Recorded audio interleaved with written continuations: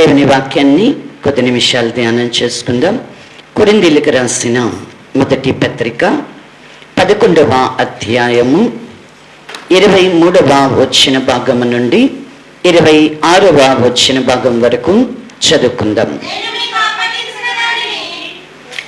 నేను మీకు అప్పగించిన దానిని ప్రభువు వలన పొందితిని. ప్రభువైన యేసు తాను అప్పగింపబడిన రాత్రి ఒక రొట్టెను ఎత్తుకొని కృతజ్ఞతాస్తుతులు చెల్లించి దానిని విరిచి, ఇది మీ కొరకైన నా శరీరము, నన్ను జ్ఞాపకం చేసుకొనుటకై దీనిని చేయుడని చెప్పెను. ఆ ప్రకారమే భోజనమైన పిమ్మట ఆయన పాత్రను ఎత్తుకుని, ఈ పాత్ర నా రక్తము వలననైనా క్రొత్త నిబంధన, మీరు దీనిలోనిది త్రాగునప్పుడెల్లా నన్ను జ్ఞాపకము చేసుకొనుటకై దీనిని చేయుడని చెప్పెను. మీరు ఈ రొట్టెను తిని ఈ పాత్రలోనిది త్రాగునప్పుడెల్లా ప్రభు వచ్చే వరకు ఆయన మరణమును ప్రచురించుదురు. ప్రార్థన చేసుకుందాం. పరిశుద్ధ తండ్రి, దయగలిగిన దేవా, మహోన్నతుడా, సర్వశక్తిమంతుడా, సర్వాధికారి, సర్వకృపానిధి యగు ప్రభువా, మహిమా స్వరూపియగు మా దేవా, నిరంతరము జీవింపచేవాడా, శివాధిపతి, నీకే స్తుతులు స్తోత్రములు నాయన. నీవు విమోచించిన ప్రజలముగా, నీవు రక్షించినటువంటి జనముగా నా తండ్రి, యెరూషలేము ప్రార్థన మందిరమునకు నాయన మీరు మమ్మను ఆకర్షించుకొని నిన్ను ఆరాధించి నిన్ను సేవించడానికి నీవు మేడలు కనబరిచిన నీ కృపంతటిని బట్టి నీకు కృతజ్ఞతాస్తుతులు చెల్లించుకొని ఉన్నాం. పరిశుద్ధ ప్రభు దినముగాను ప్రభు బలను సమీపించట కొరకునైనా నీ సంఘము తను సిద్ధపరుచుకొని నీ సన్నిధిలోనికి వచ్చి ఉండగా నీ వాక్కు చేత నీ సంఘాన్ని మీరు బలపరచండి. అయోగ్యముగా తిని త్రాగువాడు అపరాధియగునని, వివేచింపక తిని త్రాగువాడు శిక్షావిధికి లోనగునని, ఇదిగో నీ వాక్యము మమ్మలను హెచ్చరించుచుండగా మాలో ఏ ఒక్కరము అయోగ్యముగా మేము తిని త్రాగువారముగా ఉండవద్దు అయ్యా. ఇదిగో శిక్షావిధికి లోనగువారముగా మేము ఉండవద్దు ప్రభువా. ఇదిగో నా తండ్రి అయ్యా, యోగ్యులముగా ప్రభు బలను సమీపించుటకు అవసరమైన శక్తి కలిగిన నీ వాక్కును ప్రభువా మా ఎడల మీరు ప్రత్యక్షపరచండి. నీ వాక్యము మమ్మలను శుద్ధి చేయుచుండగా, నీ వాక్యము నా తండ్రి మాకు జీవమును అనుగ్రహింపచేయుచుండగా, అట్టి పరిశుద్ధతను జీవమును క్రీస్తు యేసునందు మేము పొందుకొనినట్లుగా చెవియొక్కి ఆలకించగలిగిన కృపను, శ్రద్ధ కలిగి అనుసరించి నడుచుకొనగలిగిన ధన్యతను మాలో ప్రతి ఒక్కరికి దయచేయమని వాగ్దానము చేయబడిన నిత్య జీవము కొరకు నాయన పిలువబడినటువంటి వారమై విశ్వాసము చేత సాగిలపడగలిగిన కృపతో మమ్మల్ని మీరు నింపి నడిపించుమని నజరేయుడగు యేసుక్రీస్తు పరిశుద్ధ నామములో అడిగి ప్రార్థించి పొంది ఉన్నాం తండ్రి, ఆమేన్. దేవుని నామమునకు స్తోత్రములు. ప్రభువైన యేసుక్రీస్తు నామములో చేరుకుడి వచ్చిన సంఘమంతటికి కూడా వందనాలు తెలియచేస్తూ ఉన్నాం. అపోస్తలుడైనటువంటి పౌలు గారు రాసినటువంటి కొరింథీయుల పత్రిక 11వ అధ్యాయము 23వ వచన భాగము నుండి 26వ వచన భాగం వరకు చదువుకొని ఉన్నాం. క్రొత్త నిబంధనలో ఎక్కడ కూడా ప్రభు కాకుండా భక్తులైనటువంటి వారు, అపోస్తలులైనటువంటి వారు ఎవరు కూడా మరి ప్రభు బలను గురించి, ప్రభు శరీరాన్ని గురించి, రక్తాన్ని గురించి ఎక్కడ కూడా చెప్పి ఉండలేదు. ఒక పౌలు గారు మాత్రమే అపోస్తలుల కార్యముల గ్రంథములోనే కానివ్వండి, ఈ కొరింథీయులకు రాసినటువంటి పత్రికలో కానివ్వండి, ఆయన మాత్రమే ప్రభు అనుగ్రహింపచేసిన ఆయన శరీరాన్ని గూర్చి, ఆయన రక్తాన్ని గూర్చి ప్రస్తావించడము అనేటువంటిది కనబడుతుంది. అంతేకాకుండా అయోగ్యంగా గనుక తిని త్రాగాము అంటే అపరాధులంగా తీర్చబడతామని, వివేచింపక తిని త్రాగాము అంటే శిక్షావిధికి లోనగుతామని ఒక హెచ్చరికను కూడా చేస్తూ ఉన్నాడు. చేస్తూ ఆయన కొరింథీ సంఘానికి చెప్తున్నాడు, ఎలా మనకి ప్రభు శరీరము, ప్రభువు రక్తము అనేటువంటివి అనుగ్రహింపబడి ఉన్నాయి అంటే ఇది మనుష్యుల వలన అనుగ్రహించబడినటువంటిది కాదు. పౌలు గారు చెప్తున్నాడు కదా, నేను మీకు అప్పగించిన దానిని ప్రభు వలన పొంది తిని అని చెప్పి, ప్రభువైన యేసు తాను అప్పగింపబడినటువంటి రాత్రి ఒక రొట్టెను ఎత్తుకుని కృతజ్ఞతాస్తుతులు చెల్లించి దానిని విరిచి, ఇది మీ కొరకైన నా శరీరము, నన్ను జ్ఞాపకం చేసుకున్నటకై దీనిని చేయుడని చెప్పాను. ఆ ప్రకారమే భోజనమైన పిమ్మట ఆయన పాత్రని ఎత్తుకొని, ఈ పాత్ర నా రక్తము వలననైనా క్రొత్త నిబంధన, మీరు దీనిలోనిది త్రాగునప్పుడల్లా నన్ను జ్ఞాపకం చేసుకున్నటకై దీనిని చేయుడని చెప్పాను. ఇది ప్రభు వలన అనుగ్రహింపబడినది అనేది పౌలు గారి యొక్క మాటలలో మనకి తెలియబడుతున్నది. సువార్తలలో మనం చూస్తే మత్తయి సువార్తలో కానీ, మార్కు, లూకా సువార్తలలో కూడా తను అప్పగింపబడేటువంటి రాత్రి తనను వెంబడించుచున్నటువంటి శిష్యులతో కూడా ఆయన పస్కాను భుజించడానికి ఆయన కూర్చుండినప్పుడు ఆయన రొట్టెలలో ఒక రొట్టెను తీసుకొని ఎత్తి పట్టుకొని ఆయన ఆశీర్వదించి విరిచి, ఇది మీ కొరకైన నా శరీరము, దీనిని మీరు పుచ్చుకొనండి అన్నాడు. ఆ భోజనమైన పిమ్మట ఒక పాత్రను ఎత్తి పట్టుకొని ఆయన కృతజ్ఞతాస్తుతులు చెల్లించి, ఇది మీ కొరకైనటువంటి నా రక్తము, దీనిని మీరు పుచ్చుకొని త్రాగుడి అని చెప్తున్నాడు. అయితే ఇప్పుడు శిష్యులు వారు పస్కాను భుజించడానికి వారు కూర్చొని ఉన్నారు కనుక ఆయన ఇవ్వగా వారు ఏం చేస్తూ ఉన్నారు, రొట్టెను విరిచి తిన్నారు. అలాగే వారు పాత్రలోనిది త్రాగారు. వారు పాట పాడుతూ ఒలీవల కొండకి వారు వెళ్ళినట్లుగా మనకి కనబడుతూ ఉన్నది. అంటే ఇది ప్రభు వలన మనకు అనుగ్రహించబడినటువంటిది. ఇప్పుడు ప్రభువునందు విశ్వసించినటువంటి మనం కూడా ఆయన అప్పగించబడేటువంటి రాత్రి ఎలాగైతే ఆయన రొట్టెను విరిచి, ఇది మీ కొరకైన నా శరీరం అని చెప్పాడు, ఒక పాత్రను ఎత్తి పట్టుకొని, ఈ పాత్ర క్రొత్త నిబంధన వలననైనా నా రక్తమని ఆయన చెప్పాడు. ఆయన చెప్పినటువంటి మాటను బట్టి ప్రభునందు విశ్వాసం ఉంచి బాప్తిసం పొందిన ప్రతి ఒక్కరు కూడా ఏం చేస్తున్నారు అంటే రొట్టెను విరుస్తూ ఉన్నాము, అలాగే రక్తముగా ద్రాక్షరసాన్ని పానం చేస్తున్నాం. ఇది విధిగా ఆది అపోస్తలుల కాలము నుంచి, ఆది సంగమ నుంచి కూడా జరుగుతూ వస్తూ ఉన్నది. అపోస్తలుల కార్యముల 2వ అధ్యాయములో మనకిది వారు ఇంటింటా రొట్టెను విరిచినట్లుగా మనకి కనబడుతూ ఉన్నది. అలాగే మరి వారు ప్రభు బల్లను సమీపించడానికి ముందుగా ఆ రాత్రి అంట పౌలు గారు విస్తరించి మాట్లాడినట్లుగా మనకి అపోస్తలుల కార్యములలోనే మనకి పౌలు గారు చెప్తూ ఉన్నారు. అంటే మరి ఇది విధిగా దేవుని సంఘములో, దేవుని ప్రజల మధ్య, విశ్వసించినటువంటి వారి మధ్య ఇది మాసానికి ఒక దినం తీసుకొనివ్వండి, లేదు అంటే ప్రతి వారము కూడా తీసుకొనివ్వనివ్వండి. అది దేవుని వారికి అనుగ్రహింపబడినటువంటి కృపను బట్టి, వారికి ఇచ్చిన ప్రేరేపణను బట్టి ఒక్కొక్క సంఘములో పరిశుద్ధాత్ముడు వారిని నడిపించేటువంటి విధమును బట్టి, కొన్ని సంఘాలలో ఎలా ఉంటుంది, సంఘము ఒక్కటే, సంఘాలు కాదు కానీ మందిరములలో, చర్చెస్లో ఎలా ఉంటుంది అని అంటే కనుక ప్రతి వారము విరుస్తారు, ప్రతి వారము కూడా ప్రభు బల్లని సమీపిస్తాడు. మనకైతే దేవుడు మాసమునకు ఒక మారు, ఇది కూడా ఎలాగా అంటే 4 దినాలను ఉపవాస దినాలుగా ప్రతిష్ఠ చేసుకొని మరి 2వ ఆదివారము ప్రభు బలను సమీపిస్తూ ఉన్నాం. అయితే ఎందుకు మనము ప్రభు బలను సమీపిస్తున్నాం, ఎందుకు రొట్టెను ప్రభు శరీరముగా మనము విరుస్తున్నాం, ఎందుకు ప్రభు రక్తముగా ద్రాక్షారసాన్ని ఆ పాత్రలోనిది మనము త్రాగుతున్నాము, దేని కొరకు తాగుతున్నాం, దేవుని యొక్క ఉద్దేశం ఏమిటి, దీనిని మనము త్రాగడంలో, మనము రొట్టెను విరుచుటలో, ద్రాక్షరసమును పానం చేయుటలో దేవుని యొక్క ఉద్దేశం ఏమిటి, దేవుని యొక్క చిత్తం ఏమిటి, మనం ఎలా తింటున్నాం, మనం ఎలా త్రాగుతున్నాం.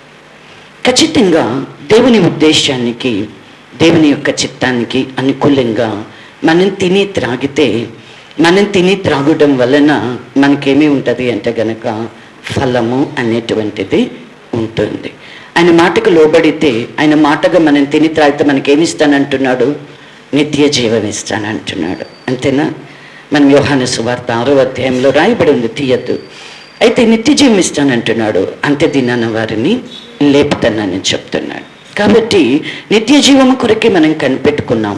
నిత్య జీవం కొరకైనటువంటి విశ్వాసంతోనే దేవుని మందిరములో మనం ప్రభునందు విశ్వాసం కలిగి ప్రభు శరీరాన్ని, రొట్టెను మనము విరుస్తూ ఉన్నాం. ప్రభు రక్తంగా ద్రాక్షారసాన్ని పానం చేస్తున్నాం. అయితే దేవుని యొక్క చిత్తాన్ని, ప్రభు యొక్క ఆలోచనను మనం ఫుల్ఫిల్ చేస్తున్నామా, మనం నెరవేరుస్తున్నామా అనేటువంటిది ప్రభు బలిలోనికి వెళ్ళే మనల్ని పరీక్షించుకుంటూ కొద్ది నిమిషాలు దేవుని వాక్యములో నుంచి మనం పరీక్షించుకుంటూ ధ్యానం చేసుకుందాం. ఇక్కడ దేనికి మనం ప్రభు శరీరాన్ని విరవాల? దేనికి ఆ పాత్రలోనేది మనందరం తాగాల? అంటే దేని కొరకు మనం ప్రభు శరీరాన్ని విరవాల? దేని కొరకు మనం ప్రభు రక్తాన్ని పానం చేయాలా? అంటే దేని కొరకంట? ఆయనను జ్ఞాపకం చేసుకోవడానికి. పౌలు గారు కొరింథీ సంఘంతో మాట్లాడుతూ ఉన్నాడు. చూడండి ఏమంటున్నాడు అంటే, ఇది మీ కొరకైన నా శరీరము, నన్ను జ్ఞాపకం చేసుకొనుటకై దీనిని చేయుడని చెప్పాను. అలాగే ఈ పాత్ర నా రక్తము వలనైన క్రొత్త నిబంధన, మీరు దీనిలోనిది త్రాగునప్పుడల్లా నన్ను జ్ఞాపకం చేసుకొనుటకై దీనిని చేయుడని చెప్పాను. ఎందుకోసమంట? ఎందుకు మనం ప్రభు శరీరంగా రొట్టెను విరవాల?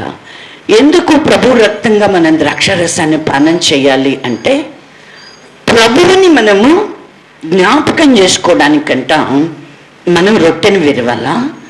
మనం ఆ పాత్రలోనిది త్రాగేటువంటి వారంగా ఉండాలి. ఎందుకు ప్రభువు నన్ను జ్ఞాపకం చేసుకున్నటకై త్రాగమంటున్నాడు, తినమంటున్నాడు అంటే, ఎందుకంటే మనల్ని బాగా ఎరిగినటువంటి వాడు ఆయన. మనం ఎటువంటి వారమో ఆయన బాగా ఎరిగి ఉన్నాడు.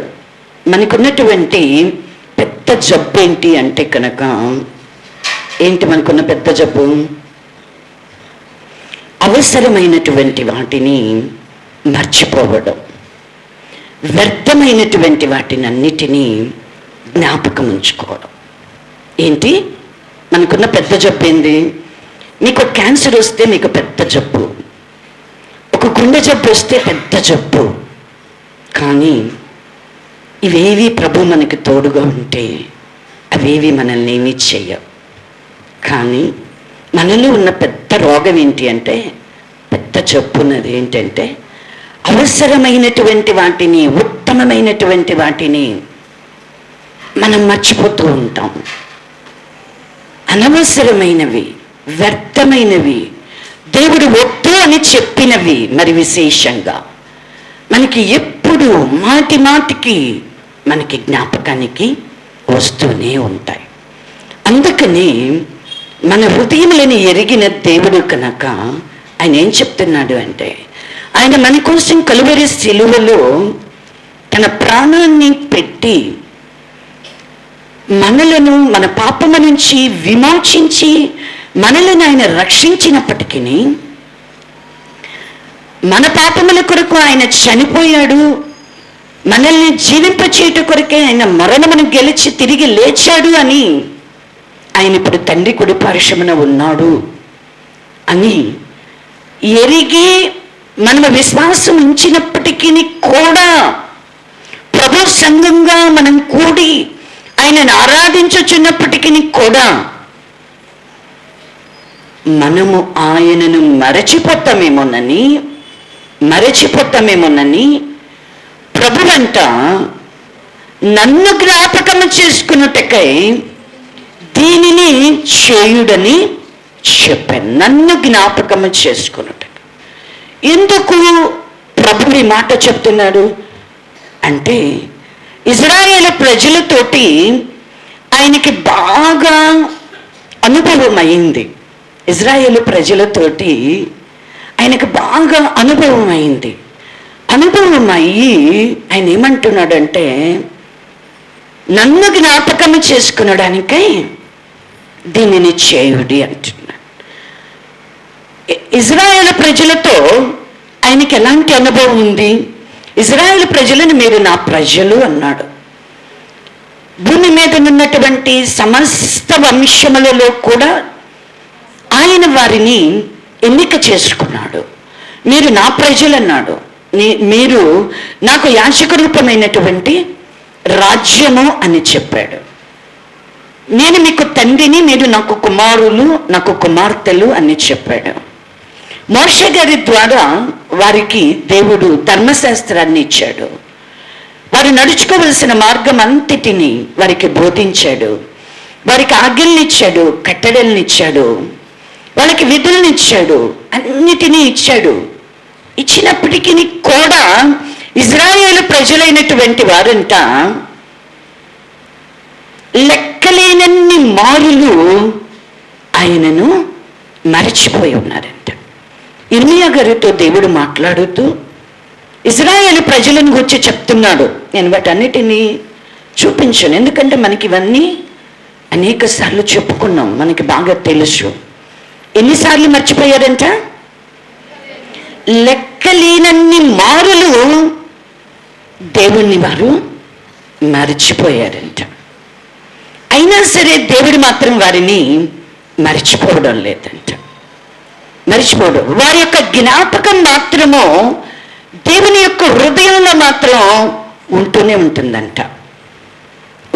అయితే ఇప్పుడు కొత్త నిబంధన ప్రజలకు చెప్పినట్లుగా పాత నిబంధన జనులకి నన్ను జ్ఞాపకం చేసుకోవడానికి మీరు దీనిని చేయడానికి వారితో ఏం చెప్పలేదా? చెప్పలేదా అంటే ఆయన చెప్పకుండా ఉండాల. ఆయన ఆది నుంచి అందరినీ కూడా అంతం వరకు ఎరిగినటువంటి దేవుడే. వారికి కూడా చెప్పాడు. ఏం చెప్పాడు? ఆయన మరిచిపోకుండా ఉండేటట్లుగా వారికి కూడా జ్ఞాపకార్థముగా వారిని పస్కా బలిని, పస్కా పశువుని వారు వధించాల, దేవునిని జ్ఞాపకం చేసుకోవడానికి. అంటే వారికి ఆ దేవుడు ఐగుప్తులో నుండి వారిని విమోచింప చేసిన దానికి గుర్తుగా వారు పస్కాని ఆచరించేటువంటి వారుగా ఉన్నారు. అంటే వారు గొర్రె పిల్లని కానీ మేక పిల్లని, ఏడాది గొర్రె పిల్లని వారు తీసుకోవాలా. గొర్రెలలోనే కానీ మేకలలోనే కానీ వారు తీసుకొని దానిని వధించాల. వధించి ఇప్పుడు వారు పస్కాని భుజించేటప్పుడు వారికి ఏం చెప్తున్నాడు? ఇది మీకు జ్ఞాపకార్థమైనదిగా. చూడండి, మనం కనుక ద్వితీయోపదేశ కాండము, దానికంటే ముందుగా నిర్గమకాండము 12వ అధ్యాయము 12వ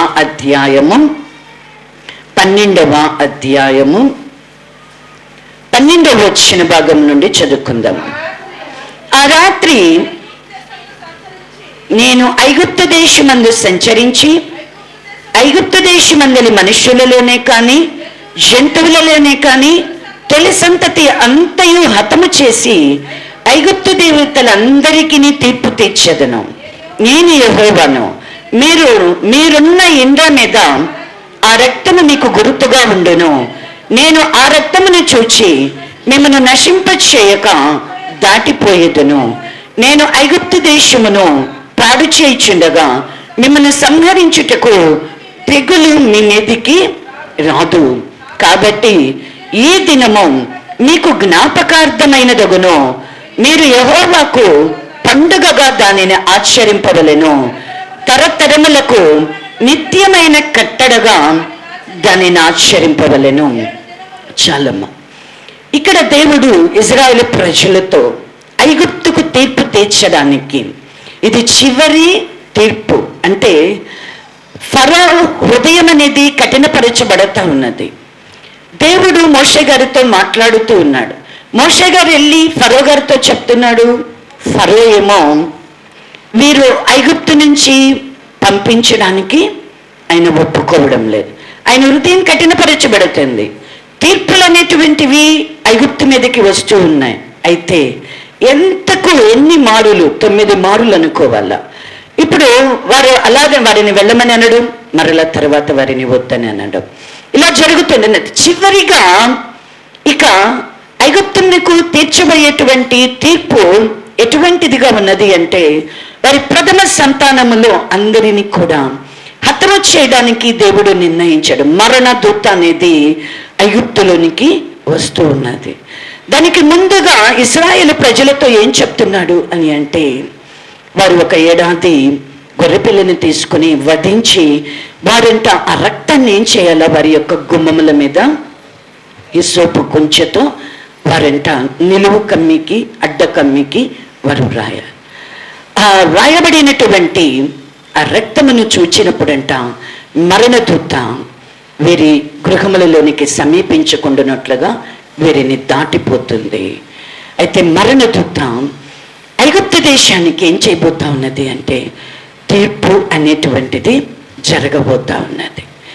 కాబట్టి దేవుడు ఏం చేస్తున్నాడు, వారికి పస్కాను వారు భుజించినట్లుగా, పస్కా బలి పశువుగా వారు ఐగుప్తు దాస్యత్వము నుంచి విమోచింపబడడానికి గుర్తుగా వారికి దేవుడు ఏం చేస్తున్నాడంటే పస్కా పశువును వధించమని చెప్తున్నాడు. ఈ దినము మీకు జ్ఞాపకార్థమైనది అంటున్నాడు, మీరు యెహోవాకు పండుగను ఆచరించాలి. వీరికి ఇది ఎలా ఉన్నదంటే పండుగగా ఆచరించాలని చెప్తున్నాడు. వారికైతే ఐగుప్తుకైతే ఎలా ఉన్నది, అది తీర్పు తీరుస్తున్నాడు. జనులకి ఐగుప్తు దేవతలకి ఏం చేస్తున్నాడంట, తీర్పు అనేటువంటిది తీరుస్తున్నానని చెప్తున్నాడు. అయితే ఇది జ్ఞాపకార్థమైనది అని చెప్తున్నాడు. ఆ తరువాత వారు ఐగుప్తు దాస్యత్వములో నుంచి ఇక ఈ తీర్పు అనేది వారి మధ్యలోనికి వచ్చిన తర్వాత ఫరో ఏం చేస్తున్నారు, వారిని త్వరపెట్టి వారిని బయటికి వెళ్ళిపోయి మీ దేవుడైన యెహోవాకి పండుగను ఆచరించమని చెప్తూ ఉన్నాడు. త్వరపడి వెళ్ళమంటున్నాడు. వీరు త్వరపడి ఐగుప్తులో నుంచి వీరు వెలుపటికి వస్తూ ఉన్నారు. వెలుపటికి వచ్చినప్పుడు వీరు పస్కాని ఆచరించేటువంటి వారు, అంటే వారి విమోచనకు గుర్తుగా ఏం చేస్తున్నారంటే వారు పస్కాని ఆచరించాల. దేవుడు ఇజ్రాయేలు ప్రజలకు ఇది తరతరాలకి కూడా వారికి కట్టడగా దయచేసి ఉన్నాడు. దీనిని వారు మరవకుండానట్లుగా, అంటే వారిని ఐగుప్తు దాస్యత్వములో నుంచి విమోచించినది యెహోవాయే అని వారు మరవకుండానట్లుగా జ్ఞాపకార్థముగా దేవుడు ఈ పస్కా బలి పశువు వధింపబడడం అనేది జరిగేది. అయితే ఇజ్రాయేలు ప్రజలు పస్కాను ఎలా భుజించాలా అనేటువంటి అంతయు కూడా మనకి పరిశుద్ధ లేఖనాలలో వ్రాయబడి, వారు త్వరపడి బయటికి రావాలా, వారు పిసికే పిండి అనేటువంటిది తెలియకూడదు, అలాగే వారు త్వరగా దానిని తినాలా, అంటే వారు ఎలా తినాలి అనేటువంటిది అంతయు కూడా పరిశుద్ధ లేఖనాలలో వారు అలానే దేవుడు చెప్పినట్లుగా వారు దానిని చేయాలి. అంతేకాదు పస్కా బలి పశువు వారి కొరకు వధింపబడమే కాదు, వారు దాన్ని జ్ఞాపకార్థంగా విమోచనకు గుర్తుగా దానిని భుజించడం మాత్రమే కాదు, దేవుడంటే ఇంకా వారికి జ్ఞాపకార్థముగా దేనిని వారికి అనుగ్రహింపచేస్తున్నాడు అని అంటే, చూడండి ద్వితీయోపదేశ కాండము 5వ అధ్యాయములో కనుక మనం చూసినట్లయితే, ద్వితీయోపదేశ కాండము 5వ అధ్యాయము, ద్వితీయోపదేశ కాండము 5వ అధ్యాయము 15వ వచ్చిన భాగమును చదువుకుందాం. పాత నిబంధన 150వ పేజీ. నీవు ఐగుప్తు దేశమందు దాసుడవై ఉన్నప్పుడు నీ దేవుడైన యెహోవా బాహుబలము చేతను చాచిన చేతి చేతను నిన్ను అక్కడ నుండి రప్పించినని జ్ఞాపకము చేసుకునుము. అందుచేతను విశ్రాంతి దినము ఆచరింపవలెనని నీ దేవుడైన యెహోవా నీకు ఆజ్ఞాపించెను. దేవుడు మోషే గారి ద్వారా ధర్మశాస్త్రాన్ని అనుగ్రహింపచేస్తూ 10 ఆజ్ఞలను వారికి ఇస్తూ ఉన్నారు. ఆ 10 ఆజ్ఞల్లో ఒక ఆజ్ఞ ఏంటి?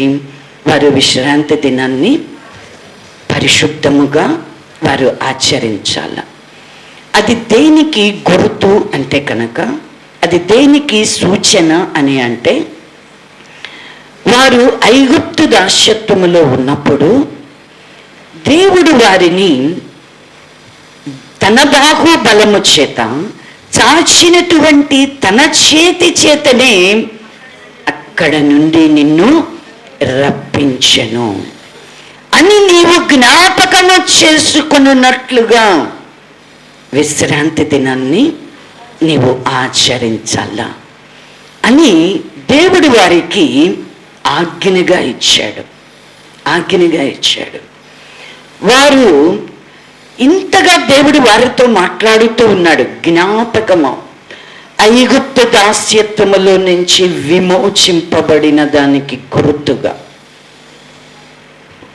దేవునిని వారు జ్ఞాపకము చేసుకోవడానికి తమ శక్తి చేతనైనను తమ బాకువ చేతనైనను కాదు, కానీ దేవుని యొక్క బాకుబలము చేత చాచినటువంటి తన హస్తము చేతనే ఐగుప్తు నుంచి వారు విమోచింపబడ్డారు అనేటువంటి దానికి ఒక సూచనగా, జ్ఞాపకార్థముగా దేవుడు వారికి విశ్రాంతి దినాన్ని ఇచ్చాడు.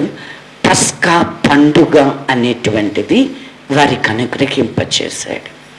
అంతేకాకుండా చూడండి, ద్వితీయోపదేశ కాండము 4వ అధ్యాయంలో కనుక మనం చూస్తే 8వ వచ్చిన భాగము నుండి చదువుకుందాం.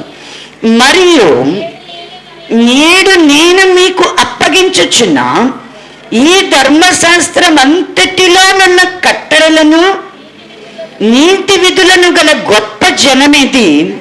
అయితే నీవు జాగ్రత్త పడము, నీవు కన్నులారా చూచిన వాటిని మరొక ఎండునట్లును అవి నీ జీవితకాలం అంతయు నీ హృదయములో నుండి తొలగిపోకుండానట్లును నీ మనస్సును బహు జాగ్రత్తగా కాపాడుకు. దేవునికి తన ప్రజల ఎడల ఎంత ప్రేమో చూడండి. ఎక్కడ వీరు దేవుని యొక్క ఆజ్ఞలను గైకొనకుండా తప్పిపోతారేమో, దేవుని యొక్క ధర్మశాస్త్రమును అనుసరించకుండా వీరు తప్పిపోతారేమో, దేవుని యొక్క ధర్మశాస్త్రాన్ని వీరు మర్చిపోతారేమో, వారి పక్షంగా తాను చేసిన కార్యాలు వీరు మర్చిపోతారేమో అని దేవునికి భయం. వీరి ఎడల భయం అంటే ఎక్కడ వీరు తప్పిపోతారేమో. వీరు తప్పిపోతే ఎందుకు భయం అంటున్నాను నేను? వీరు తప్పిపోతే ఎవరికి వస్తుంది అవమానం? దేవునికి వస్తుంది. అందరూ ఏమంటారు వీరిని చూసి? నీ దేవుడు. వీరిని బట్టి దేవుని నామం ఏమవుతూ ఉన్నది? దూషింపబడతా ఉన్నది, అపహాస్యము చేయబడుతూ ఉంటుంది. అందుకని దేవుడు వీరిని విమోచించినటువంటి దేవుడను తానేనని అది వారు మరొక జ్ఞాపకము చేసుకునేటట్లుగా పస్కా పండుగను వారు ఆచరించాలన్నాడు. దేవుడు ధర్మశాస్త్రములు ఇచ్చిన ఆజ్ఞలలో ఒక ఆజ్ఞ విశ్రాంతి దినాన్ని పరిశుద్ధముగా మీరు ఆచరించాలన్నాడు. అంతేకాకుండా దేవుడు తాను ఇచ్చినటువంటి ఆజ్ఞలను, కట్టడలను, విధులను, ఇంత గొప్ప ధర్మశాస్త్రం కలిగినటువంటి జనము సర్వలోకంలో ఎక్కడ కూడా లేరంట. కాబట్టి దేవుడు ఏమంటున్నాడు? నేను మీ పక్షముగా చేసినటువంటి కార్యాలు ఉన్నాయి చూసారా, నీవు కన్నులారా ఏదైతే నీవు చూచితివో వాటిని నీవు మరవకుండా. ఇజ్రాయేలు ప్రజల్ని ఎలా తీసుకొని వచ్చాడు ఐగుప్తు దాస్యత్వంలో నుంచి? మోషే గారు వెళ్ళి మేము పండుగను ఆచరిస్తామని ఫరోతో చెప్తే ఫరో ఏమన్నా పంపిస్తున్నాడా? పంపించడం లేదు. ఐగుప్తుకు తీర్పు తీరుస్తున్నాడు, ఇజ్రాయేలు ప్రజలనేమో ఆ తీర్పుకు లేకుండానట్లుగా వారికైతే సురక్షితముగా భద్రపరు. నేను మీ దేవుడనైన యెహోవానని ఆయన నామమును వీరికి ప్రత్యక్షపరుస్తూ ఉన్నాడు. వారికేమో తీర్పును తీరుస్తున్నారు. ఇజ్రాయేల్ ప్రజల పక్షంగా నేనున్నాను అనేటువంటి భయాన్ని వారికి పుట్టిస్తున్నాడు. వారి దేవుడు గొప్ప దేవుడు అని వారికి భయాన్ని పుట్టిస్తూ ఉన్నాడు.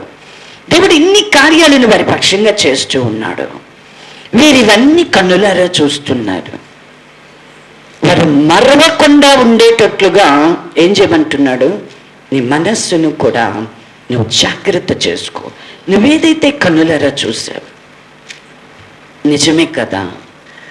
వారు ఐగుప్తు దాస్యత్వంలో నుంచి విమోచింపబడి బయటకు వచ్చినప్పుడు వారు ఉత్సహించారు, సంతోషించారు, దేవుణ్ణి మహిమపరిచారు. మరి ఎర్ర సముద్రం అడ్డుగా వచ్చింది. ఎర్ర సముద్రం అడ్డుగా వచ్చినప్పుడు మరలా సనిగారు, సందేహించారు. ప్రార్థన చేసినప్పుడు ఎర్ర సముద్రమును మోషే గారి ద్వారా దేవుడు పాయలనుగా చేశాడు. 2 పాయలుగా చేసి ఆరిన నేలని నడిపించాడు. ఇప్పుడు వీరు మరలా ఏం చేస్తున్నారు? ఇప్పుడు ఐగుప్తు దాస్యత్వంలో నుంచి ఎర్ర సముద్రమును దాటి వచ్చారు. ఎర్ర సముద్రంలో కూడా దేవుడు అద్భుతాన్ని చేశారు. వీరేమో ఆరిన నేలను నడిచి వచ్చారు. ఫరో సైన్యం అంతయు కూడా ఆ ఎర్ర సముద్రములో మునిగి నశించిపోయారు. ఇవన్నీ చూస్తూనే ఉన్నారు. కానీ వీరేమవుతున్నారు? దేవుడు చేసినటువంటి కార్యాలన్నిటినీ మరచిపోతా ఉన్నారు.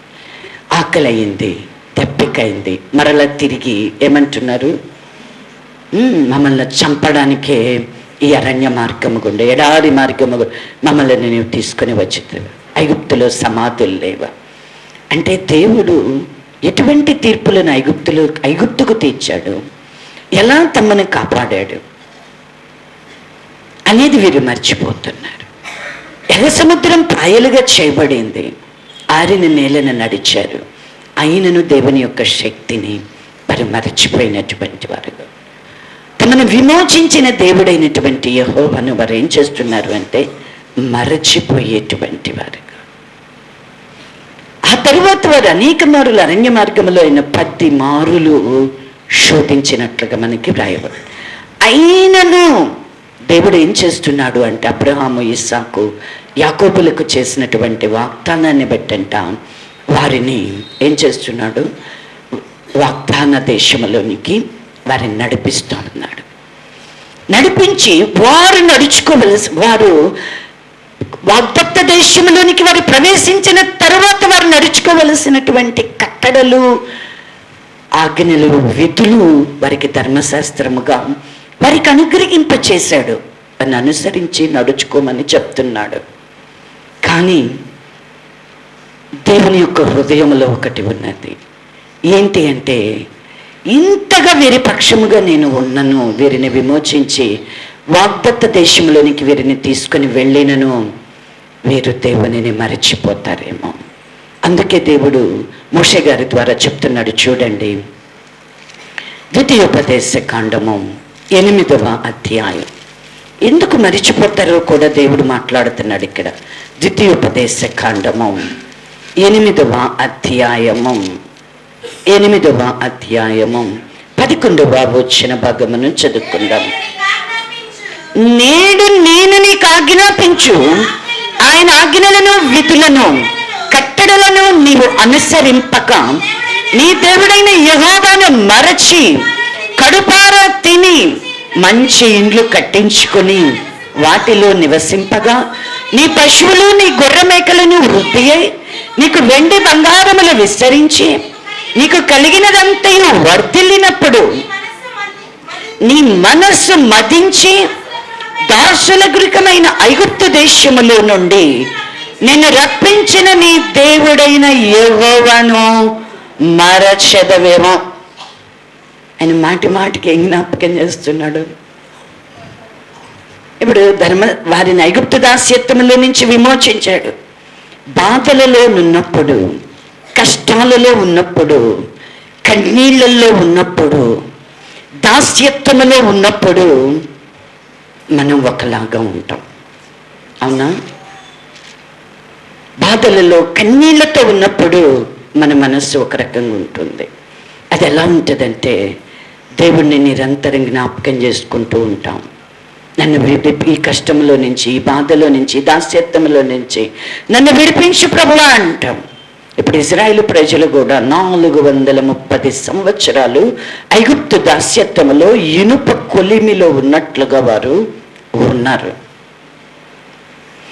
ఉండి వారు మూలుగులిడిచినటువంటి మూలుగుల శబ్దాన్ని దేవుడు విన్నాడు. వారు చేయించిన రోదన శబ్దాన్ని దేవుడు విన్నాడు. విని అబ్రహామునకు చేసిన వాగ్దానాన్ని, పితరులకు చేసిన వాగ్దానాన్ని జ్ఞాపకం చేసుకున్నాడు.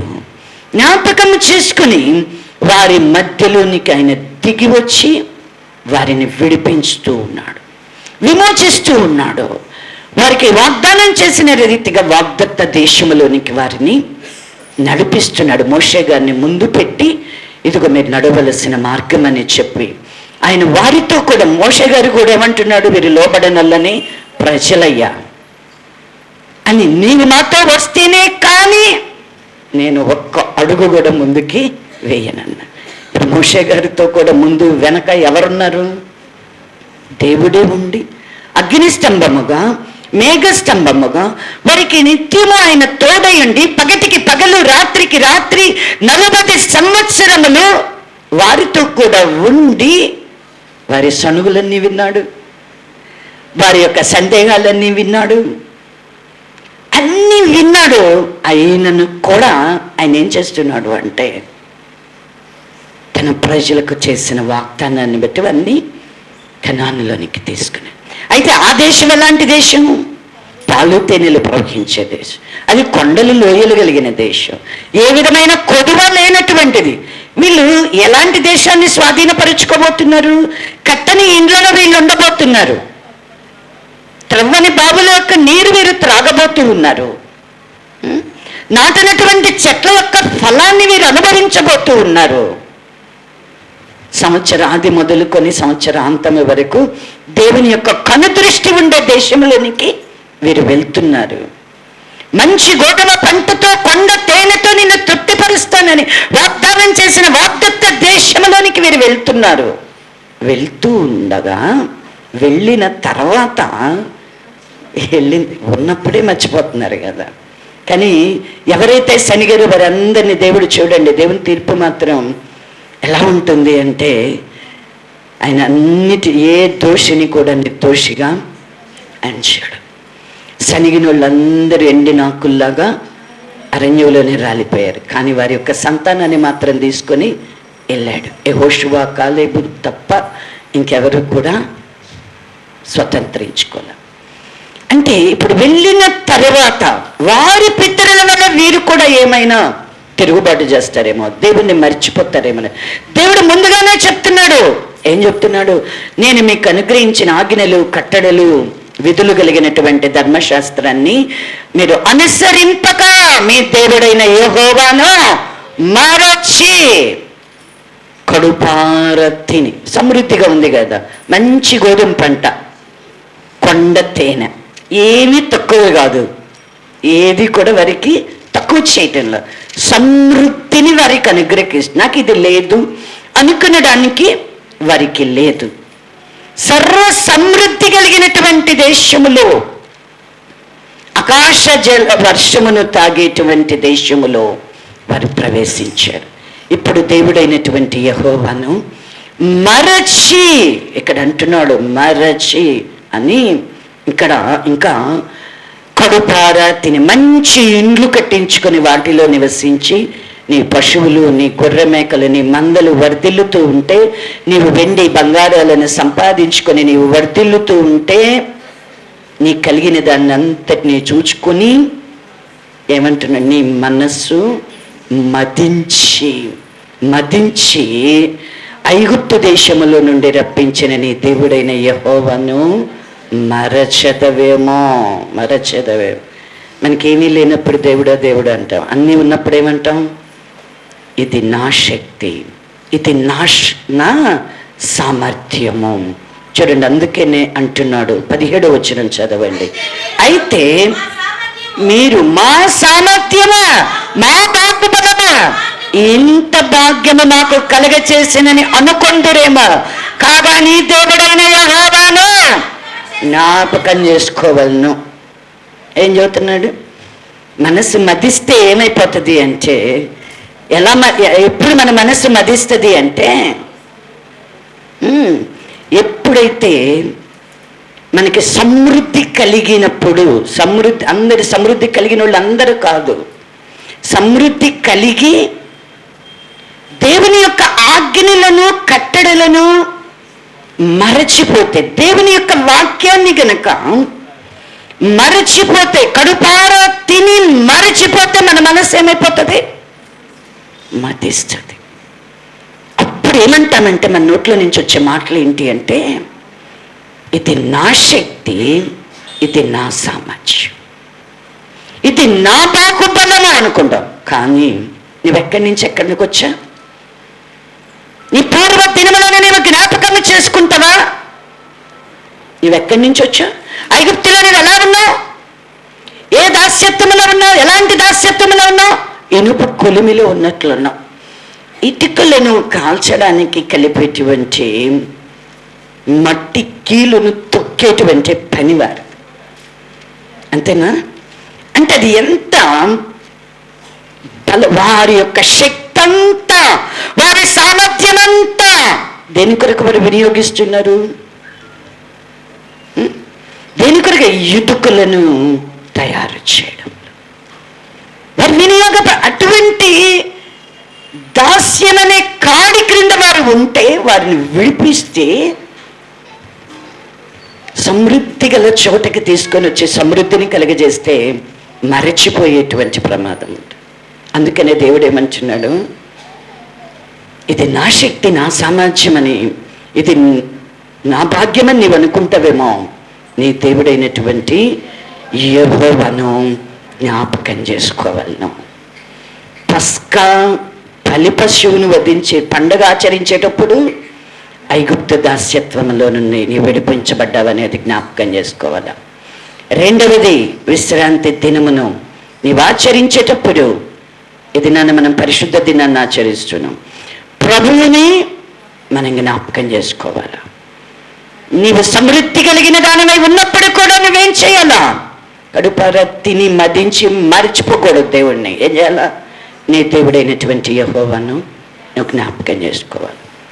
దేవుడంట మనం మరచిపోతామనేటువంటి దాన్ని బట్టి ఆయన ప్రతి దానికి కూడా ఒక జ్ఞాపకార్థ సూచన అనేటువంటిది నియమించాడంట. ఒక జ్ఞాపకార్థ సూచనను దావీదు గారు అంటాడు, మనం చదువుకున్న 111వ కీర్తనలో 4వ వచనములో ఉంటుంది, ఆయన తన ఆశ్చర్య కార్యములకు జ్ఞాపకార్థ సూచనను నియమించినాడు. ఆయన చేసిన ప్రతి కార్యానికి కూడా, అది వారిని విమోచింపబడిన విమోచనకే కానివ్వండి, వారు యోర్దాను నది దాటుతూ ఉంటే కూడా అది జ్ఞాపకార్థంగా ఏం చేస్తూ ఉన్నాడు? యాకోబు గోత్రములలో నేను 12 మందిని 12 రాళ్ళు యోర్దాను నదిలో నుంచి తీసుకుని వచ్చి, యాజకులు ఎక్కడైతే వారి పాదములను మోపినప్పుడు పాయలుగా చేయబడ్డారు, ఆ స్థలములో ఏం చేయమంటే 12 రాళ్ళని పాతమని చెప్తున్నాడు. పస్కా బలి పశువును వధించిన, లేకపోతే విశ్రాంతి దినాన్ని ఆచరించిన, మనకు కలిగినటువంటి సర్వ సమృద్ధిలోనూ ఏ అద్భుతము చేసినా, ఏ ఆశ్చర్యము చేసినా, అది విడుదలే కావచ్చు, ఆశ్చర్యకరమైన క్రియలే కావచ్చు, అద్భుతాలే కావచ్చు, నీ పక్షంగా చేయవాడు ఎవరు? నీ దేవుడైన యెహోవాయే. ఆయన మాత్రం నువ్వే మరవకూడదు, నువ్వు జ్ఞాపకం చేసుకోవాలి. ఇశ్రాయేలు ప్రజలు ఏం చేశారంట? లెక్కలేనన్ని దినాలు వారు మరచిపోయారంట. అందుకని ప్రభువు ఏం చేస్తున్నాడు అంటే, దేవుణ్ణి మరచిపోవడము అంటే మనం ఏమనుకుంటామంటే మందిరానికి రాకపోవడము, లేకపోతే ప్రార్థన చేయకపోవడము, వాక్యం చదవకపోవడము, వాక్యం వినకపోవడము, లేకపోతే ప్రభు బలిని తీసుకోకపోవడము, ఇవనుకుంటాం దేవుని మర్చిపోవడం అంటే. అంతేనా? ఇవి కూడా దేవుని మర్చిపోవడంలో ఒక భాగమే. కానీ దేవుని మర్చిపోవడం అంటే ఏంటి అంటే, చూడండి, ఒక మాట చూపించి ముందుకు వెళ్ళిపోతాను. కీర్తనల గ్రంథము 50వ కీర్తన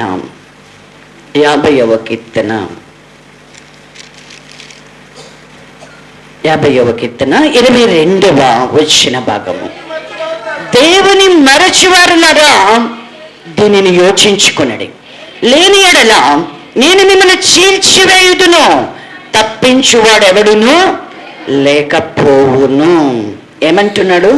దేవుని మరచివారులారా దీన్ని యోచించుకొనుడి. ఎవరంట దేవుని మరిచిపోయేవారు?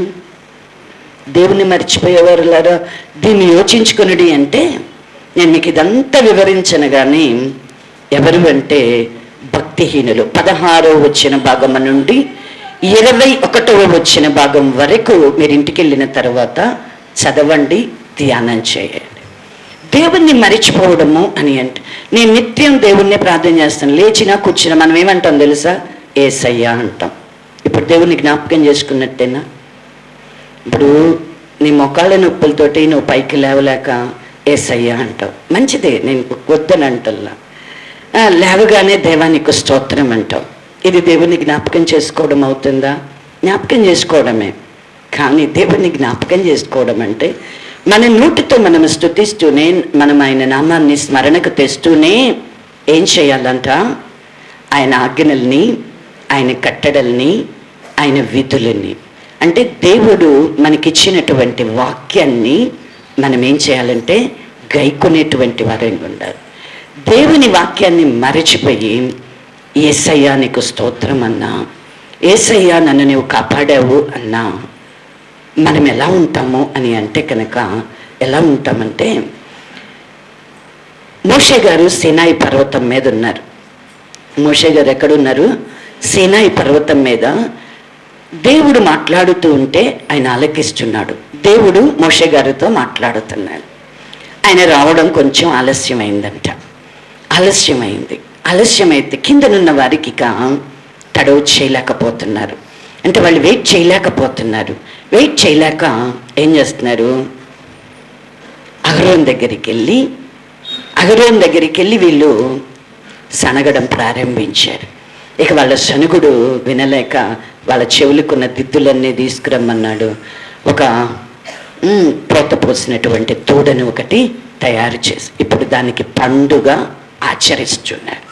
ఆచరిస్తూ ఈ తోడ ఎవరు? ఐగుప్తు దేవత. ఇప్పుడు వారి ఎదుట ఉన్నదేమో ఐగుప్తు దేవత. దూడని వారు పూజ చేస్తూ ఉన్నారు. వారు పండుగ చేస్తున్నారు. వారి నోరేం పలుకుతుంది? ఐగుప్తు నుంచి మమ్మల్ని విమోచించిన దేవుడవు నీవే అంటున్నారు. అంటే మనం కూడా దేవుడు మరలా వచ్చేదాకా మనం వెయిట్ చేయలేం. ఈలోపు మనం ఏం చేస్తామంటే, దేవుడు మనతో మాట్లాడినాక దేవుని యొక్క ఆజ్ఞలు, కట్టడలు, విధులను మనం గైకొని ఆయన కొరకు ఓపికగా కనిపెట్టుకునే వారంగా మనం ఉండలేము. ఏం చేస్తాం? ఈలోపు మన సొంత పనులు మనం చేస్తూ ఉంటాం. మనకి ఇష్టం వచ్చినట్టు మనం చేస్తాం. చేసేసి ఏమంటాం? మమ్మల్ని ఈ లోకంలో నుంచి విమోచించిన దేవుడు నీవే అంటాం. మనం అలా గనుక దేవుని ఆజ్ఞలను, దేవుని యొక్క వాక్యాన్ని విడిచిపెట్టి దేవుడు మనతో మాట్లాడతంటే దేవుని వాక్యాన్ని వెనకకు త్రోసివేసి మనం గనుక, మన పెదవులు గనుక మా దేవుడైన యెహోవావు నీవే, మా రక్షకుడు, మా ప్రభుడవు నీవేనని మనం ఎంత ప్రార్థనలు చేసి ఎన్ని పండుగలు ఆచరించినా అదంతా ఎలా ఉంటుంది అంటే, వారు ఎలా పండుగ ఆచరించారంట? ఎలా ఆచరించారు? వాళ్ళు తినుటకును, త్రాగుటకును, ఆడుటకును వారు లేచేరి. అంటే వారి పండుగ అంతా ఏంటి? అక్కడ వారు చేసే జాతర. ఒక రకంగా చెప్పాలంటే ఏమనుకోవాలా? జాతర.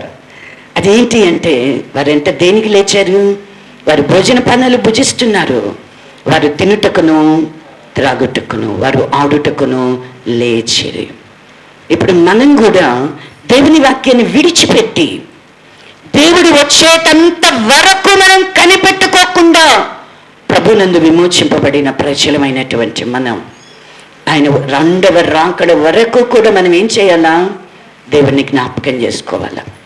జ్ఞాపకం చేసుకోవాలి. ప్రభువును సమీపించిన, దేవుని మందిరానికి వచ్చిన ప్రతి మారు, ప్రతి సమయం మందిరానికి వచ్చినప్పుడే కాదు, వారికైతే విశ్రాంతి దినాన్ని ఇచ్చాడు. మనకైతే ఎప్పుడుంది? ఆయన నామాన్ని మనం ఎల్లప్పుడూ కూడా స్మరణకు తెచ్చుకోవాలి. స్తుతి యాగము చేయువాడు నన్ను మహిమపరచుచున్నాడు. నువ్వు ఎల్లప్పుడూ స్తోత్రం చేయి, ఎల్లప్పుడూ స్తుతి చేయి, ఎల్లప్పుడూ దేవునికి మహిమను ఘనతను ఆరోపించు, ఎల్లప్పుడూ దేవునికి ప్రార్థన విజ్ఞాపన వల్ల చేయి. ఆత్మ సంబంధమైనటువంటి బలులను నీవు ఎల్లప్పుడూ దేవునికి నీవు సమర్పణ చేస్తున్నావు. చేసేటప్పుడు నువ్వు ఎలా ఉండాలా? కేవలం నోటితో కాదు, ఎలా ఉండాలా?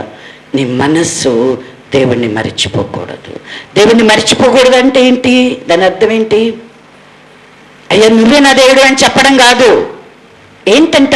ఆయన ఆజ్ఞలను, ఆయన కట్టడలను, ఆయన విధులను మనం గైకొనడమే, ఆయన చెప్పింది చేయడమే ప్రభువుని మనము జ్ఞాపకం చేసుకుని వారము. అలా చేయించు మనం ఏం చేయాలో? దేవునికి స్తుతి యాగ ద్రవ్యాలను మన నోరు కూడా ఏం చేయాలా? దేవుణ్ణి స్తుతించాలి. మన దేహముతో దేవుణ్ణి ఏం చేయాలా? మహిమపరిచేటువంటి వాడు. ఇక్కడ అంటున్నాడు దేవుడు, ఎందుకు చెప్తున్నాడు అని, నన్ను జ్ఞాపకం చేసుకున్నట్టకై దీనిని చేయి. ఇప్పుడు ప్రభువులను సమీపిస్తున్నాడు, ఆయన జ్ఞాపకం చేసుకోవడానికి సమీపించే మనము ఎలా ఉండాలా ఇక్కడ చెప్తున్నాడు. కొరింథీయులకు రాసినటువంటి పత్రిక 5వ అధ్యాయము, త్వరగా ముగిస్తానమ్మా. కొరింథీయులకు రాసిన మొదటి పత్రిక 5వ అధ్యాయము 8వ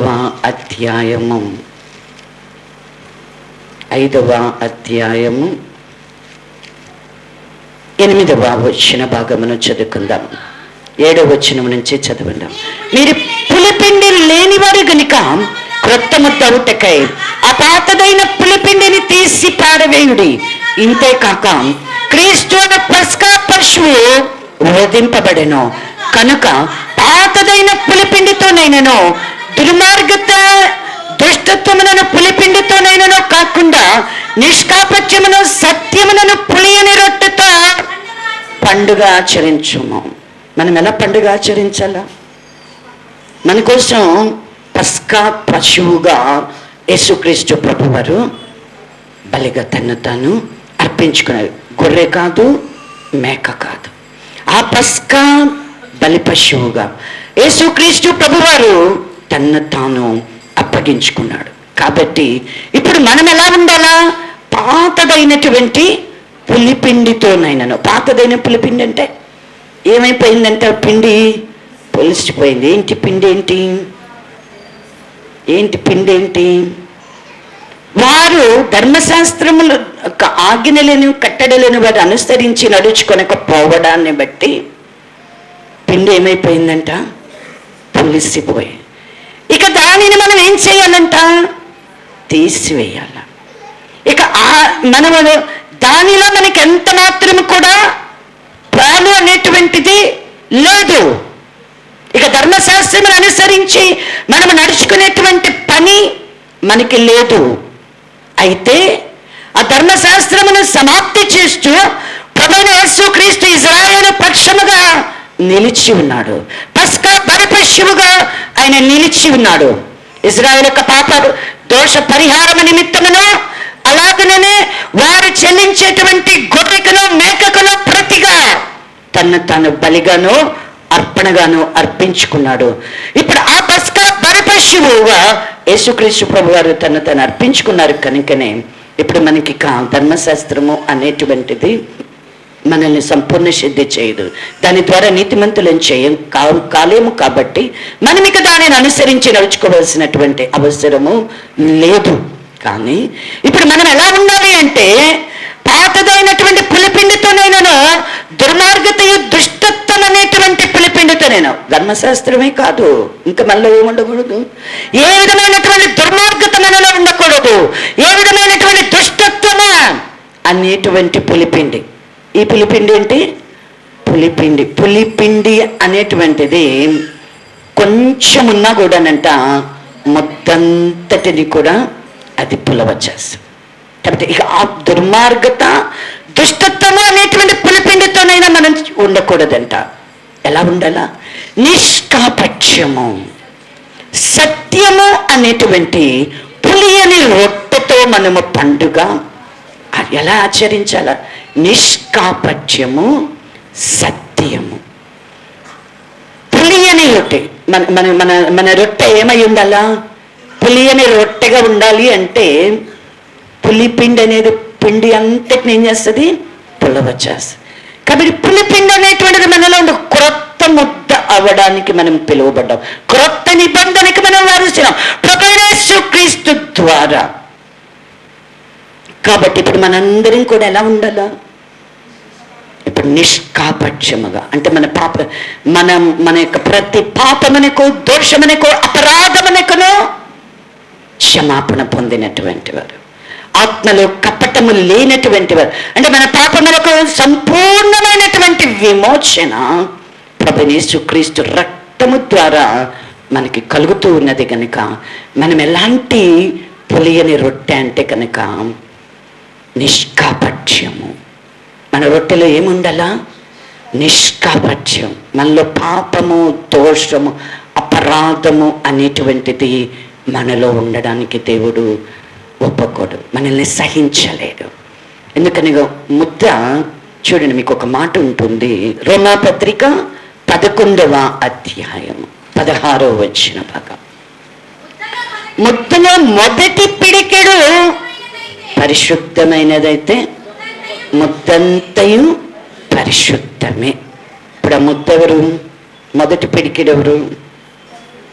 యేసుక్రీస్తు ప్రభు. ఇప్పుడు మనందరం కూడా ఎవరు? ఆ ముద్దలో మొదటి పిడికెడు ఎవరు? యేసుక్రీస్తు ప్రభువు. ఇప్పుడు ఆయన శరీరముగానే మన రొట్టె. మనం కూడా ఎలాంటి వాళ్ళంగా ఉండాలో, మనం కూడా ఎటువంటి మొదటి పిడికెడు గనక పరిశుద్ధమైనదైతే పిండంతా కూడా, ముద్దంతా కూడా పరిశుద్ధమైనది. కాబట్టి ఇప్పుడు మనలో కూడా ఆయనలో ఏ పాపమో లేదు. మన వల్లే ఆయన ఈ లోకంలోనికి వచ్చాడు, కానీ మన వంటి బలహీనతలనే ఆయన కూడా కలిగి ఉన్నాడు. మన వంటి శోధనలనే ఆయన కూడా అనుభవించాడు. మనలాగే ఆయన కూడా శ్రమ పొందాడు, కానీ ఆయనలో మాత్రం ఏ పాపము లేనటువంటి వాడుగా ఉన్నాడు. కాబట్టి ఆయన వలె మనము కూడా ఎలా ఉండాలి అంటే పరిశుద్ధముగా ఉండాలి, నిష్కపటమైనటువంటి వాళ్ళంగా ఉండాలి, ఆత్మలో కపటము లేని వారంగా ఉండాలి. ఆత్మలో కపటము లేని వారు ధన్యులు అంటున్న వాక్యం. కాబట్టి నిష్కపటమైనటువంటి వారంగా ఉండాల. సత్యం అనేటువంటి పులియని రొట్టె. ఇప్పుడు సత్యం అంటే సత్యం. యేసుక్రీస్తు ప్రభువారే సత్యమైన, నా మాట సత్యమై ఉన్నది అంటున్నాడు. నా నోట నుండి వచ్చే మాటలు సత్యము అంటున్నాడు. నీ వాక్యమే సత్యము అంటున్నాడు ప్రభు. కాబట్టి ఖచ్చితంగా దేవుడిచ్చిన వాక్యం ఏంటి అంటే సత్యం. మనము యేసుక్రీస్తునందు పిలువబడినటువంటి వారము. ఇప్పుడు మనం ఎలా ఉండాలా? సత్యాన్ని అనుసరించి నడుచుకుంటూ సత్యమందు ప్రతిష్ఠితులం, పరిశుద్ధపరచబడాలి. సత్యమును ప్రియముగా ఎంచుకోవాలా, సత్యాన్ని అనుసరించి నడుచుకోవాలి. అలాగున మనము పులియని రొట్టెల పండుగ అనేటువంటిది ఆచరించేవారిలాగా, ఆచరించేటువంటి మనలో ఏ దుర్మార్గతకు కానీ, ఏ దుష్టత్వానికి, ఏ పాపానికి, ఏ అపరాధానికి తావులు. పులిసిన పిండి అనేది మన క్రొత్త ముద్ద అవ్వడానికి మనం పిలువబడ్డాం. ఆ ముద్ద ఎలా ఉండాలి అంటే నిష్కాపట్యమైనది, సత్యం అనేటువంటి పులియని రొట్టెగా మనము దేవుని సన్నిధిలో ఆచరించేటువంటి వరము ఉండాలా. ప్రభువుని జ్ఞాపకం చేసుకుంటున్నాం. అయితే ఇక్కడికి వచ్చినటువంటి మనం ప్రభు శరీరంగా రొట్టెను విరుస్తున్నాం. నాలో ఏ పాపము లేదు, నాలో ఏ దోషము లేదు, నేను నిష్కపటమైనటువంటి హృదయము, నిష్కపటమైనటువంటి వాడను, నాలో ఏ కపటము లేదని మనం అనుకుంటున్నాము. అలాగే సత్యమని నేను ఆచరిస్తున్నామని అనుకునేటువంటి మన మట్టుకు మనం ఉంటే చాలదు. ఏం చేయాలా? మనము దీనిని జనులందరి ఆయన యొక్క మన కొరకు మరణించి తిరిగి లేచినటువంటి ప్రభువునంట మనము ప్రచురపరచాల. దేని కొరకు మనము ఆయన జ్ఞాపకం చేసుకోవాలి అంటే పులియని రొట్టెల పండుగను మనం ఆచరించాలా. రెండవదిగా ఆయన మరణాన్ని మనము ఎలా ప్రచురపరచగలం అంటే ఆయన్ని గూర్చి ప్రకటిస్తే సరిపోతుందా? ఆయన గురించి సువార్త చెప్తే సరిపోతుందా? ఆయన గురించి సాక్ష్యం చెప్తే సరిపోతుందా అంటే ఖచ్చితంగా ఆయన గురించి ఆయన సిలువ వేయబడిన క్రీస్తుని గూర్చిన సాక్ష్యం మనం ఇవ్వాలా. సిలువ వేయబడినటువంటి క్రీస్తుని గూర్చిన సువార్త మనము ప్రకటించాలా. దానిని మించి మనం ఏది కూడా ఎరగలేదు అన్నట్టుగా మనలో కూడా ఎవరు ఉండాలి అంటే సిలువ వేయబడినటువంటి క్రీస్తు మనలో ప్రతిష్ఠింపబడాలా. మనము ఈ లోకానికి ఎవరిని చూపించాలి అంటే మన కోసం మరణించి తిరిగి లేచి ప్రభువుని ఈ లోకానికి చూపించాలా. మన కోసం మరణించి తిరిగి లేచిన ప్రభువును, పునరుద్ధానమును జీవమునైనటువంటి ప్రభువును ఈ లోకానికి చూపించాలా. పౌలు గారు అదే అంటాడు.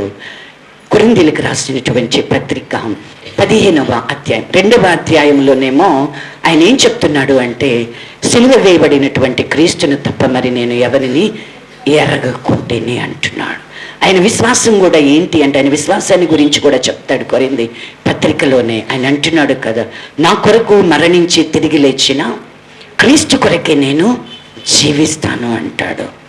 నేను శరీర రీతిగా నేను ఎవరిని కూడా ఎరుగను అంటాడు.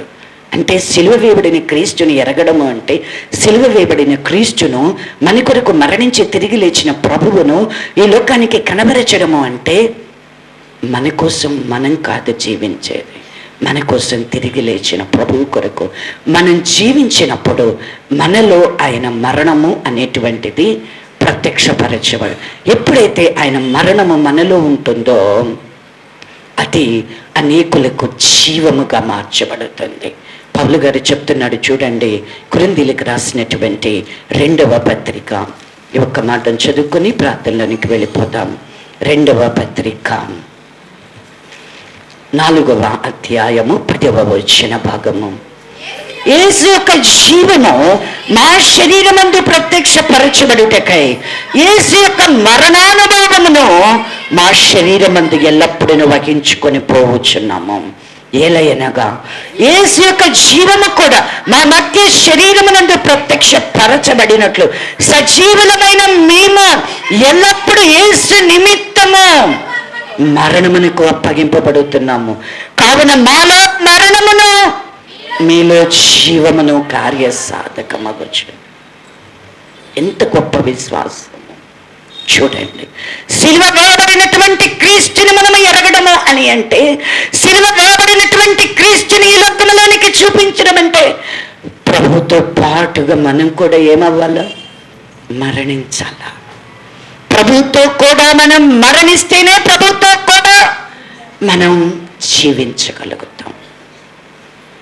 ప్రభుతో కూడా మనం బ్రతకగలుగుతాం. అంటే ఈ లోకములో మనం ఎక్కడికి వెళ్ళినను ప్రభు యొక్క జీవము అనేకులకు బయలుపరచబడాలి అంటే, సిలువ వేయబడిన క్రీస్తు అనేకులలో ప్రత్యక్షపరచబడాలి అంటే ఆయన మరణం ఎక్కడుండాలా? ఆయన మరణమును ఎరిగినటువంటి మనము, మన కోసం మరణించి తిరిగి లేచిన ప్రభువుని ఎరిగిన మనలో ఆయన మరణం అనేటువంటిది కనబడాలి. ఎలా కనబడాలో? మనం మరణిస్తే మనలో ప్రభు యొక్క మరణం కనబడదు. ప్రభు యొక్క జీవం అనేటువంటిది లోకానికి ప్రత్యక్షపరచబడు. ఇది కార్యకారిగా మనలో లేకపోతే, క్రియగా మనలో లేకపోతే, నువ్వు ప్రభువుని నమ్ముకోమ్మా అంటే, ప్రభుని కోసం చనిపోయి తిరిగి లేచాడని మనం ఎంత చెప్పినా, ఎన్ని రుజువులు చూపించినా, ఈ దినాన మనం మరచిపోయినట్లుగానే వారు కూడా ఒక దినాన వింటారు, ఒక దినాన మరలా మరచిపోతారు. వారికి ప్రభు ఎల్లప్పుడూ జ్ఞాపకంలో ఉండాలి అంటే నీవు విమోచింపబడినటువంటి విమోచన గుర్తు. విమోచింపబడిన దానికి నువ్వెలా విమోచింపబడ్డావు? ప్రభు అయిన యేసుక్రీస్తే. దానికి సూచనగానే ప్రభు శరీరముగా రొట్టెను విరుస్తున్నాం, ప్రభు రక్తముగా ద్రాక్షరసాన్ని పానం చేస్తున్నాం. ఇది మనం జ్ఞాపకం ఎప్పుడు జ్ఞాపకం చేసుకోవాలా? 2వ ఆదివారమా? కాదు. ప్రభు నామమును స్మరణకు తెచ్చుకున్న ప్రతి సమయము, ప్రభు నామమును బట్టి ప్రార్థన చేయు ప్రతి సమయము, ప్రభువుని గూర్చి సాక్ష్యం ఇచ్చు ప్రతి సమయము, ప్రభువుని గూర్చి ప్రకటించు ప్రతి సమయము, ప్రభువా అని పిలుచు ప్రతి సమయము నీవు కూర్చున్నను, లేచినను, నీవు పరుండినను, నిద్రించినను, మేల్కొన్నను, నీవు తినినను, తినకున్నను, నీవు మరణించినను, నీవు చనిపోయినను కూడా నీకు ప్రభువు జీవముగా ఉండాల. అప్పుడు ఈ లోకానికి ఏమి గ్రహింపు కలుగుతుందంటే, సిలువ వేయబడినటువంటి క్రీస్తు యొక్క మరణం అనేది ప్రచురపడుతుంది. కాబట్టి యెరూషలేము ప్రార్థనా మందిరము అట్టి కృపా దేవుడు అనుగ్రహింపచేయునుగాక. ప్రభువుని ఎల్లప్పుడూ జ్ఞాపకం చేసుకొందురుగాక. ఆమేన్.